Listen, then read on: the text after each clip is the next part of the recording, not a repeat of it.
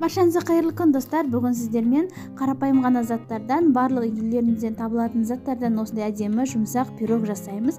Видеоны соңына дейін қарап, бірге жасап көріңіздер. Ең алдымен ыдысымызға жұмыртқаларымызды салып, одан кейін үстіне қантымызды салып, жақсылап араластырамыз. Қантымыз жақсылап езілу керек. Егер миксерларыңыз болса, миксермен де істесеңіздер болады. Енді үстіне қаймағымызды, сұйық майымызды салып, жақсылап араластырып аламыз біркелкі болғанша. Одан кейін үстіне өлшеп алған ситадан өткізген ұнымызды салып, жақсылап араластырамыз. Одан кейін үстіне қопсытқышымызды салуды ұмытпаймыз. Барлығын жақсылап араластырып аламыз. Міне біркелкі болғанша араластырдық. Какаоны міндетті түрде ситадан өткізіп саламыз. Достар, егер видеоны көріп отырсаңыздар, каналыма тіркеліп астадағы қоңырауына басып қойыңыздар. Алдағы уақытта менің рецепттерімді жібермей көріп отыратын боласыздар.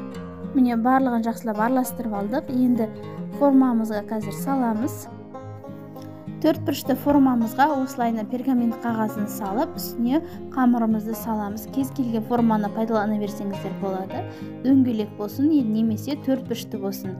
Қамырымыздың барлығын жайғастырамыз, тегістеп. Қызып тұрған пешімізде 30-35 минутта пісіріп аламыз. Пирогымыз піскенше үстіне жағатын шоколадымызды водяной баняда ертіп дайындап аламыз. Пирогымыздың піскенін шпажкамен тексеріп аламыз. Ертіп дайындап алған шоколадтарымызды пирогтың үстіне әдемілеп жағып шығамыз. Одан кейін толығымен кеспей, көз мөлшермен осылай бетін ғана кесіп шығамыз. Одан кейін әдемілеп осылай кокосовый стружкамен немесе орехтармен әдемілесеңіздер болады.